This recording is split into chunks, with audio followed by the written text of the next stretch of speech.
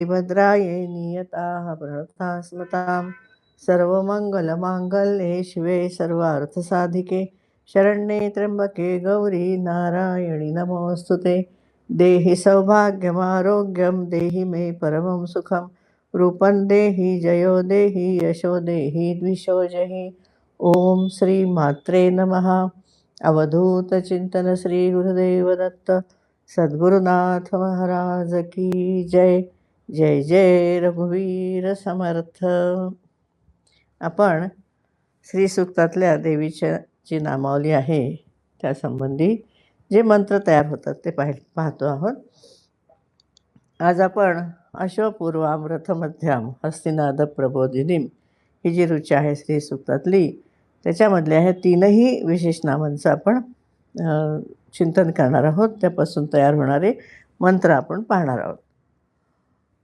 तर या ठिकाणी असं म्हणलंय की शरीर वाहणारी अश्वपूर्वाम रथमध्याम हस्तिनाद प्रबोधिनीचं चाललंय आपलं. तर शरीर वाहणारी म्हणजे शरीराची वाहक अश्वा म्हणजे घोडी मी आहे आणि नेहमी शरीररूपी नगरामध्ये राहते. आता हे असं का म्हणलंय तर खूप आपल्याला थोडंसं गूढ वाटेल, पण आपण त्याचा व्यवस्थित अर्थ बघूयात. आता का म्हटलं आहे तिला तर असं म्हटलंय त्या ठिकाणी की बुद्धी इत्यादी रूपाने शक्ती पुरुषाला वाहून देते. आपण जे काम करतो ते आपली बुद्धी आपल्याला प्रेरणा देते, त्याप्रमाणे आपलं शरीर काम करतं ना.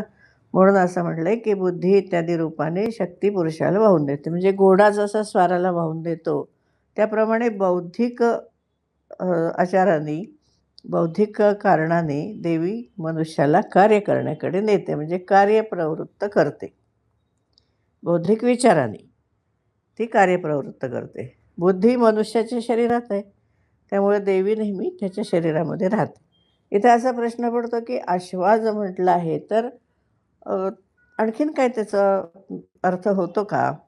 कशा अर्थाने म्हटलं आहे तर मनातील वासनांच्यामुळे बुद्धी विषयांच्याकडे अनेक विषयांकडे आकृष्ट होते. 5 इंद्रियांचे 5 विषय तर आपल्याला माहितीच आहेत. तर त्याप्रमाणे ती घोड्यासारखी धावते है ना. म्हणून ती अश्वा. तसं ती एकटी नाही, कारण ती शरीराला ओढून देते ना.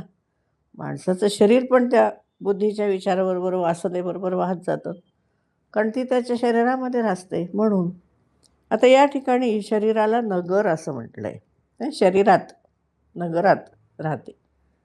पुरे वसामी असं म्हटलं या श्लोकामध्ये. 75वा श्लोक आहे की सदा पुरे वसामी. अश्वाहून मी शरीरामध्ये नगरामध्ये राहते, शरीररूपी नगरात. का म्हटलं असं तर 5 मुख्य प्राण, 5 उपप्राण, 5 ज्ञानेंद्रिय, 5 कर्मेंद्रिय, मन, बुद्धी, अहंकार हे सगळे आपल्या शरीरामध्ये राहतात. हे नगर आपलं आहे. या भावनेने बुद्धी अश्वा शरीराला वाहून देते, म्हणून ती कशी आहे वाहिनी. त्यामुळे तिला अश्वपूर्वा असं नाव पडलं आहे. आता या दृष्टीने थोडा आणखीन जर विचार केला तर योगशास्त्र इथं येतं. ते कसं येतं तर पुढच्या श्लोकामध्ये त्याचं वर्णन असं आहे की बुद्धी व प्राण आणि शरीर. बुद्धीमध्ये शक्ती असते, प्राणामध्ये शक्ती असते, शरीरामध्ये शक्ती असते. बरं, अशा 3 प्रकारची शक्ती आपल्या ठिकाणी. त्रिधा जर केली आपण तर ती 3 प्रकारची होते.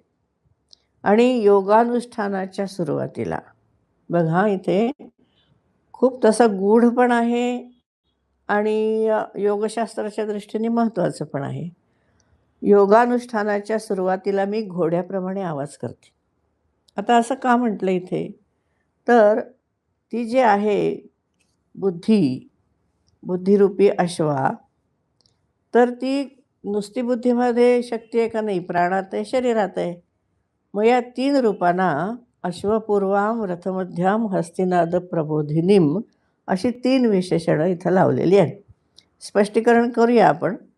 पण अश्वपूर्व या नावाचं आणखीन एक कारण दिलं आहे, ते बघूया आणि मग परत मागच्या विवेचनाकडे येऊ. बुद्धीमध्ये प्रत्ययाला येणारी शक्ती अश्व आहे. याचं कारण म्हणजे योगाच्या आरंभी योगाभ्यासाला सुरुवात झाली की ती शक्ती घोड्याप्रमाणे आवाज करते. आता योगाच्या आरंभी काय आहे? प्राणायाम करतो. सुरुवात प्राणायामाने होते. प्राणायामाचा अभ्यास करताना जो वायू आहे, तो वायू कोंडला जातो. तो फुगतो, अडकतो, मणिपूर चक्राला धक्के देतो. त्याचा उल्लेख ज्ञानेश्वरीमध्ये आला आहे. आपण थोडं ज्ञानेश्वरीमधलं पण बघूया उल्लेख कसा आहे तो. ज्ञानेश्वर महाराजांनी लिहिलं आहे, जो मूळबंधे कोंडला, अपानव माघवता मुरडला, तो सवेची वरी साकडला फुगू धरी. दाबलं त्याला की तो फुगतो. क्षोभलेपणे माझे, मग तो असा भाजल्यासारखा होतो, क्षोभतो. उवाईला ठाई गाजे, आवाज करतो, तो गाज करतो. मणिपुरेसी झुंजे राहोनिया, ज्ञानेश्वरीमधल्या 6व्या अध्यायातल्या 214 आणि 215 ओव्या आहेत. तो इथं रेफरन्स आहे. मणिपूर चक्राला तो वायू धक्के देतो आणि त्याचा आवाज करतो. त्याच्यानंतर हठयोग प्रदीपिका, नादबिंदू उपनिषद, यामध्ये पण नादानुसंधानाची माहिती आहे. नादानुसंधान करताना प्रगतीचे 4 टप्पे येतात. त्यांना आरंभावस्था, घटावस्था, परिचयावस्था आणि निष्पत्ती अवस्था असं म्हणतात. पुन्हा एकदा सांगते मी, जे 4 टप्पे नादानुसंधानामध्ये येतात त्यांना आरंभावस्था, घटावस्था, परिचयावस्था आणि निष्पत्ती अवस्था असं म्हणतात. आता नादानुसंधान ही एक जी साधना आहे, त्याच्यामध्ये नादाचं स्वरूप 4 प्रकारचं सांगितलं आहे. यामध्ये आरंभावस्थेमध्ये काय होतं, विविध मोठे आवाज ऐकायला येतात, नाद ऐकायला येतात.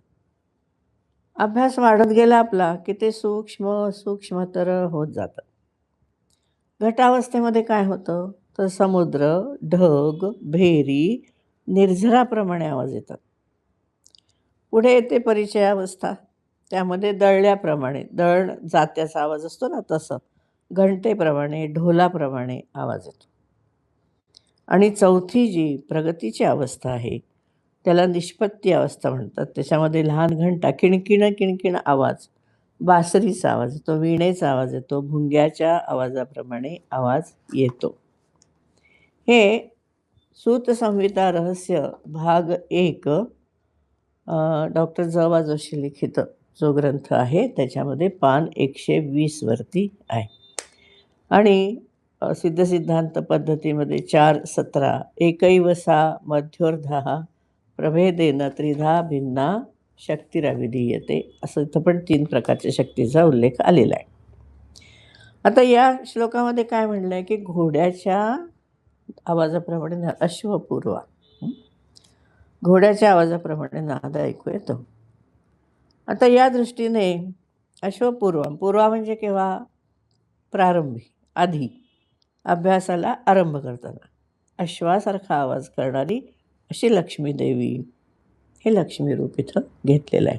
म्हणजे हा जो आपण एरवी काय म्हणतो की अश्व, रथ, हत्तींचे हत्तीदळ, याच्या सगळ्या आवाजाने ही देवी प्रफुल्लित होते, आनंदी होते, असं आहे ना. प्रबोधिनी, हस्तिनाद प्रबोधिनी, त्यांनी तिला आनंद होतो सगळ्याला, असं एरवी आपण अर्थ घेतो. पण इथं योगशास्त्राच्या दृष्टीने योगाभ्यासाच्या सुरुवातीला जो मूळबंधाला वायू कोंडला की त्याचा जो आवाज येतो तो अश्वपूर्वा अशा अर्थी घेतलेला आहे. आता लक्ष्मी त्रिविध होते असं जे म्हटलं, आता मी सिद्धांत पद्धतीमधलं सांगितलं तुम्हाला की बुद्धी, प्राण आणि शरीर यातली शक्ती 3 प्रकारची. हा अर्थ तसा वरवरचा आहे बरं का, कारण कुंडलिनी शक्तीचे 3 भेद अथवा अवस्था त्या दिसतात. त्या अवस्थांच्या प्रमाणे नाद दिलेत. म्हणजे पहिल्या अवस्थेत, सुरुवातीच्या अवस्थेत ती अश्वा, इथं घोड्याप्रमाणे नाद आहे, हे बघितलं आपण आत्ता. दुसरी मध्य म्हणजे कुंडलिनी जेव्हा अनाहत चक्रापर्यंत येते ती अवस्था. आता अनाहत चक्र कसं आहे, इतर चक्रांच्या ओळीत मध्यभागी आहे, ती मध्य अवस्था आहे. इथं आवाज कसा आहे तिचा, रथाप्रमाणे, रथ चाललेला असतो तो जो आवाज येतो तसा.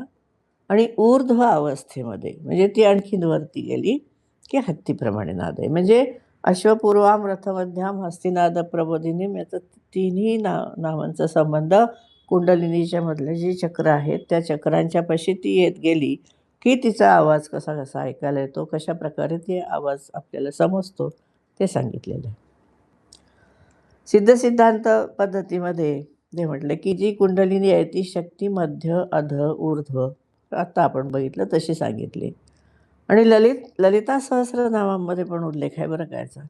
तिच्यामध्ये त्रिस्था असं हे देवीचं नाव आहे. ते 874वं नाव आहे. त्रिस्था 3 ठिकाणी राहणारी. पुढे असं म्हणलं आहे की हे जे नाडीचक्र आहे, आपल्याला नाडीचक्र माहिती आहे, मूलाधार ते सहस्रार चक्र. तर हे जे नाडीचक्र आहे त्याच्या मध्यभागी अनाहत है ना, हृदयचक्र आहे. तिथे आल्यावर रथाच्या आवाजासारखा आवाज येतो असं तिने आत्ता सांगितलं. हा कसा नाद आहे? अनाहत. अनाहत म्हणजे आहत न करता झालेला आवाज. म्हणजे ह्याला नाथ महाराजांनी खूप चांगला दृष्टांत दिलेला आहे.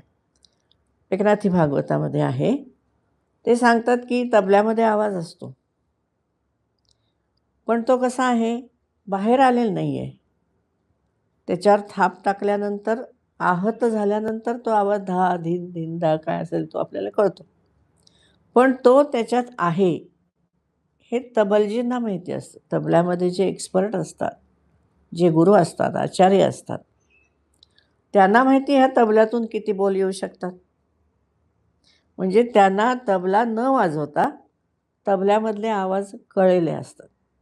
त्याला म्हणायचं अनाहत नाद कळलं. असं नाथ भागवतात नाथांनी आपल्याला समजण्यासाठी उदाहरण दिलेलं आहे की तबलजींना, तबल्याच्या आचार्यांना त्या तबल्यातून किती प्रकारचे आवाज असू शकतात ह्याची त्यांना आधीच जाणीव असते तबला न वाजवता.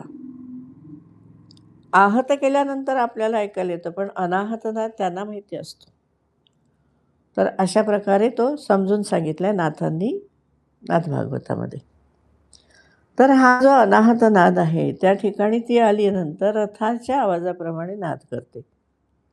अश्वपूर्वाम रथ मध्याम, पूर्णतः योगशास्त्राशी संबंधित असा हा अर्थ घेतलेला आहे.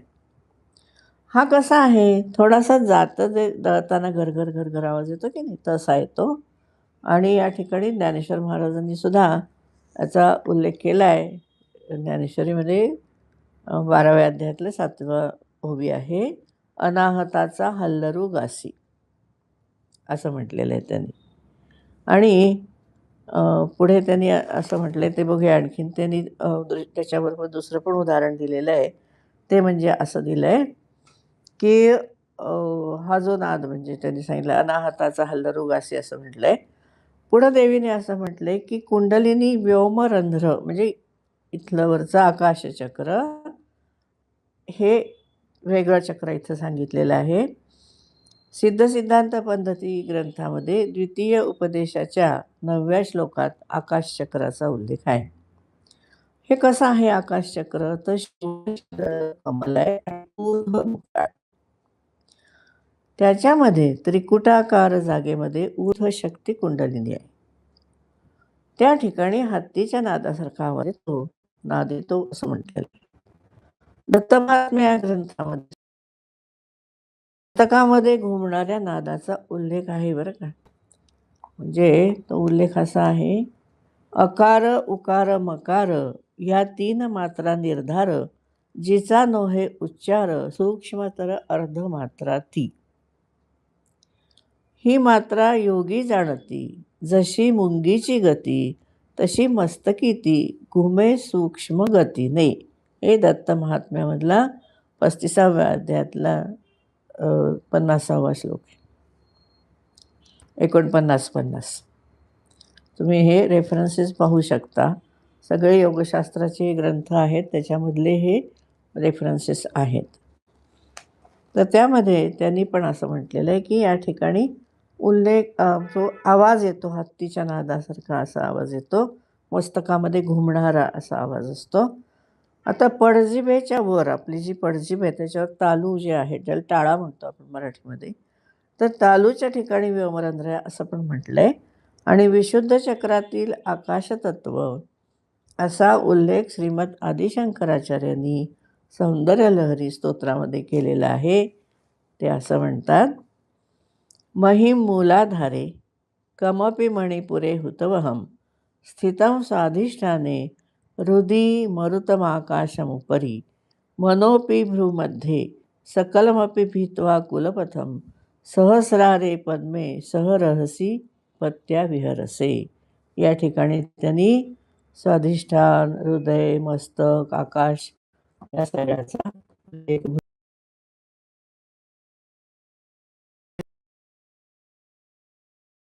लहरीमध्ये सुद्धा आपल्याला दिसतं. ही जी 3 प्रकारचा आवाज येतो, सुरुवातीला घोड्याचा आवाजासारखा, मध्ये आल्यानंतर रथमध्याम रथासारखा, त्याच्यावरती गेल्यानंतर हत्तीच्या नादासारखा, आपल्या लक्षात आलं असेल.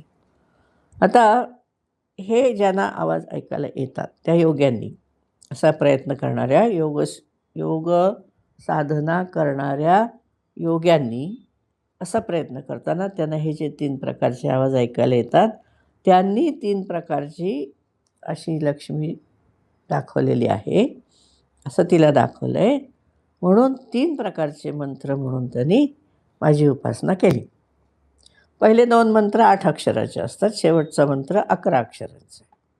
हे काय आहेत 3 मंत्र? तर मत स्वरूप म्हणजे लक्ष्मी स्वरूप आहेत आणि इच्छित फल देणारे आहेत. म्हणजे 75व्या श्लोकापासून हे 79व्या श्लोकाचा पूर्वार्ध आहे. इथंपर्यंत हे वर्णन आहे. आता हे 3 मंत्र कोणते?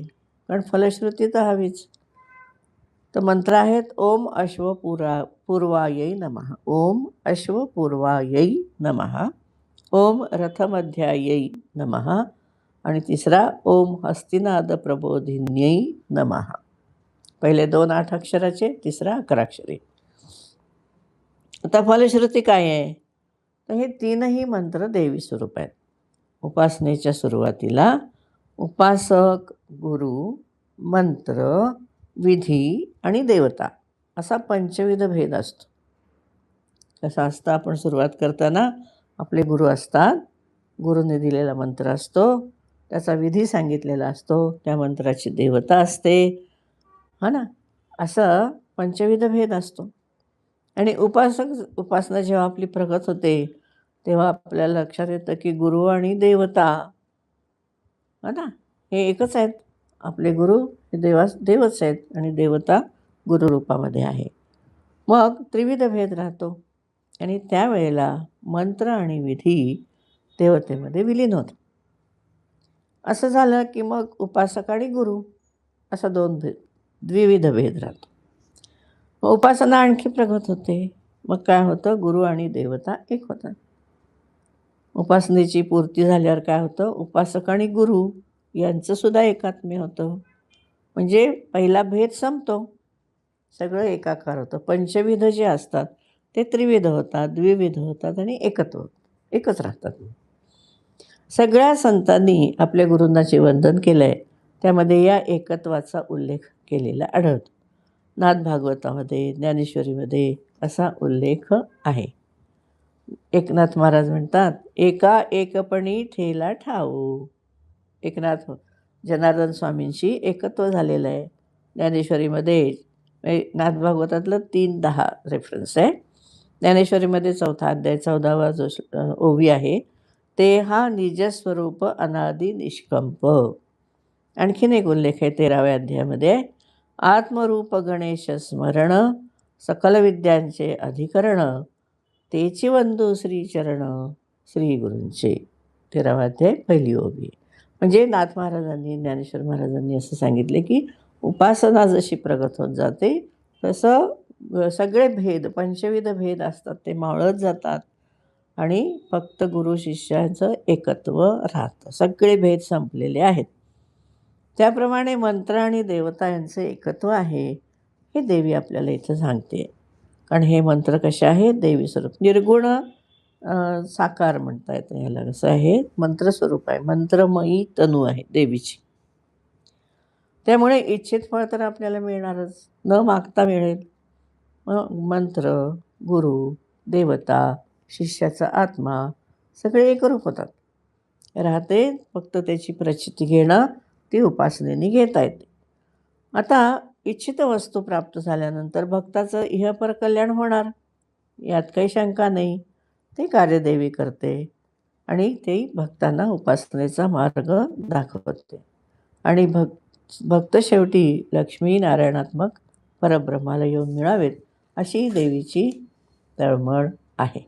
म्हणजे या ठिकाणी देवीने अश्वपूर्वाम रथमध्याम हस्तिनाद प्रबोधिनीम ही संपूर्ण ऋचा योगशास्त्राच्या दृष्टीने उलगडलेली आहे.